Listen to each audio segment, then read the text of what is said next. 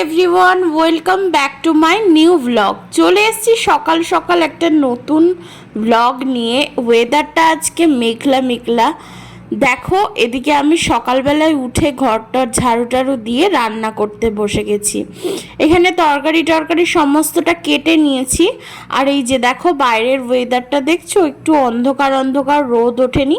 আর এদিকে বর আজকে নিয়ে যাবে স্কুলের জন্য রুটি আর ঘুগনি টিফিনের জন্য, সেই জন্য ঘুগনি বানিয়ে নেব এখানে। ওদিকে ভাতটাও আমি বসিয়ে দিয়েছি। এদিকে বর বাজার থেকে নিয়ে এসছে এই যে এই সাইজের চিংড়ি মাছগুলো, যেটা আমি আলু পটল দিয়ে চিংড়ি মাছের একটা ঝোল করব।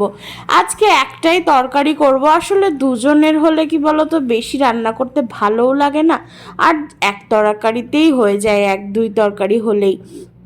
এদিকে দেখো, চিংড়ি মাছগুলো আমি ভালো করে কেটে ধুয়ে লবণ হলুদ দিয়ে হালকা করে ভেজে নিয়েছি।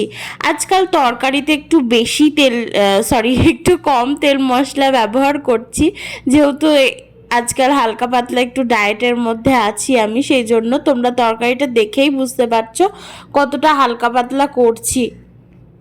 তারপরেই বেড়ে দিচ্ছি বরের ভাতটা। আজকে যেহেতু বললাম ভাত আর এক তরকারি দিয়েই খেতে দেব, সেই জন্য দেখো ভাতটা বেড়ে নিয়েছি। আর এদিকে মাছটাও দিয়ে দেব।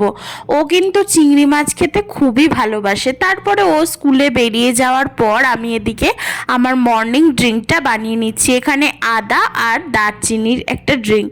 এখানে ও বেরিয়ে যাওয়ার পর একটু রিলস বানিয়ে নিচ্ছিলাম। ও বেরিয়ে যাওয়ার পর বা ও বাড়িতে না থাকলে এগুলো হয়, নাহলে হয়ে ওঠে না, ওর সঙ্গে বিভিন্ন কাজ বা গল্পে আর এগুলো হয় না।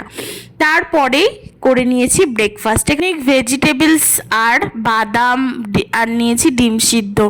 এখানে সারাদিনটা এভাবে কাটানোর পর নিয়ে নিয়েছি রাতের ডিনার। ওই যে ঘুগনি, বিভিন্ন রকমের স্যালাড নিয়েছি, আর ওকে দিয়েছি সিঙ্গাড়া আর মুড়ি। আমি ডিনারটা 6:30টার মধ্যেই করে নিই। এদিকে ডিনার সেরে একটু বেরিয়ে পড়েছি শ্রীলেদার্সে। আর ব্যাগের কালেকশনগুলো খুব ভালো এসছে। আর এই যে দেখো, পুজোর জন্য জুতো পছন্দ করছি। ও বলছে এই জুতোগুলো তো বিয়ে বাড়িতে বউরা পরে। আমি জানি না কেন এই জুতোটা আমার খুব পছন্দ হয়েছিল, নেওয়া হয়নি এখনো যদিও। তারপরে চলে এসেছি সবজির বাজারে। আমাদের এখানকার বাজারটা, রাত্রে সবজির বাজারটা এত ভালো লাগে, দেখতেই ভালো লাগে, আর নেব কি, আর এত ফ্রেশ থাকে সবজিগুলো। এখানে দেখো গাজর, শসা এইসবই নিয়ে নিয়েছি। কালকে একটুখানি কুমড়ো তরকারি করব ভাবছি। আর আমার গাজর শসা তো ঘরে থাকেই, কারণ যেহেতু ডায়েট করি। এখানে দেখো, ওর একটু গ্যাসের প্রবলেম হচ্ছিল, সেই জন্য একটা সোডা খেয়ে নিল।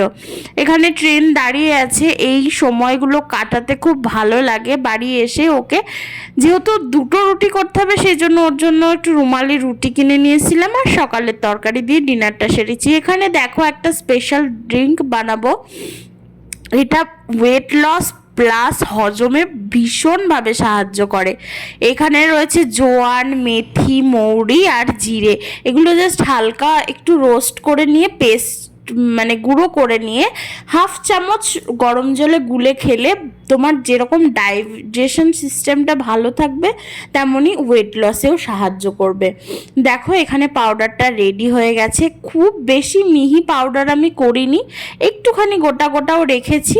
এখানে একটা কোটোর মধ্যে আমি এটাকে স্টোর করে রেখে দেবো। তোমরা কিন্তু অবশ্যই এটা ট্রাই করো, খুব উপকারী একটা ড্রিঙ্ক এটা। তারপর খাওয়া দাওয়া তো সবার কমপ্লিট, ওরও কমপ্লিট, আমারও কমপ্লিট।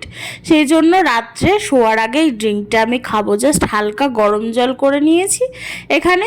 এই গরম জলের মধ্যে 1/2 চামচ অ্যাড করে আমি এটা বানিয়ে নেব।